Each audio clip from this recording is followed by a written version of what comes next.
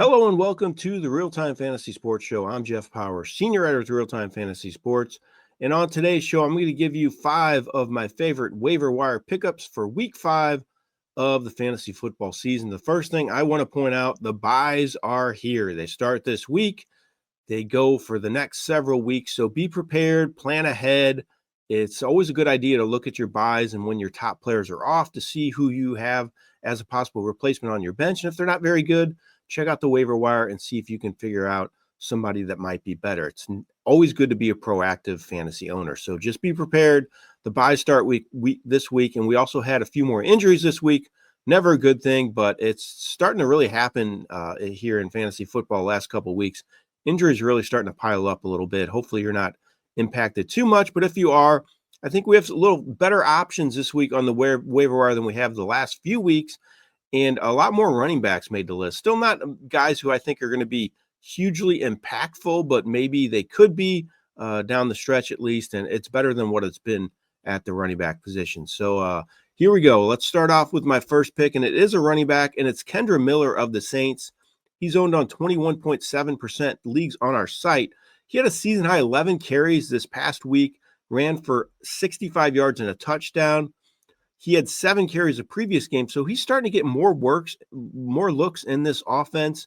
I know Alvin Kamara is there, but he's getting older. I think there's a chance they even trade him before the season is out, which would help Miller's value immensely, obviously, if that happens. So I really like Miller as a speculative pickup, and he's running well with his chances right now. I don't think it's a fluke, the amount of work he's getting. I think they're going to work him into the offense. He'll get around 10 touches per game. So if you're looking for some running back help, I don't think Miller's a bad flex play, especially when teams are on a bye. So I think he's a guy I would think about picking up if you're looking for some running back help. My next waiver wire pickup for this week is another running back. It's Kenneth Gainwell of the Steelers, 39.2% owned on our site. So he's owned on a lot of teams, but not quite half. And he was a surprise starter last week with Jaylen Warren. Most thought he would be able to play, but he was held out of that Dublin game, which probably burnt a lot of owners. But Gainwell shined in his place. He ran for 99 yards and 2 touchdowns, caught 6 passes for 35 yards.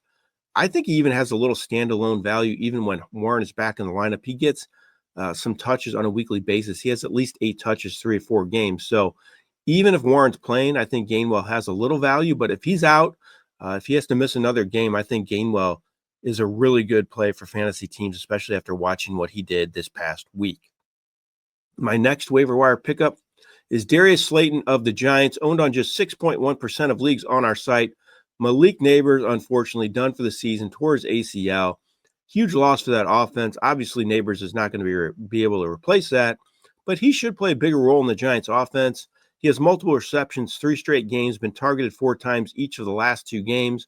I think he could make some big plays in this offense, especially with Jackson Dart now as the signal caller. I think he's going to give some life to that offense. So Slayton could be worth some spot starts the rest of the way. My next pickup for this week is Carson Wentz of the Vikings, 19.9% owned on our site. He had another solid game starting for the Vikings last week. Scored 26.7 fantasy points. He went 30 of 46 for 350 yards and 2 touchdowns. As long as he keeps starting in this offense, it's a good pass-friendly offense that has produced some very good quarterbacks in recent years, fantasy quarterbacks.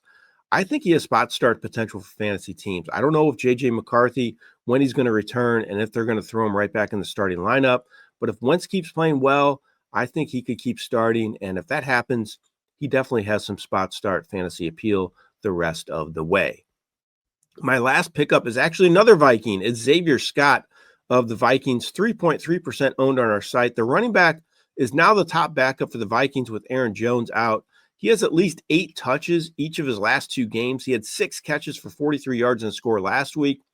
I think he has some value in PPR leagues. He's filling that third down role for the Vikings, and they like to rotate backs a little bit. So I know Jordan Mason's playing well, but as long as Jones is out, I think Xavier Scott's going to get some touches in this offense. So he could be a sneaky pickup for fantasy owners.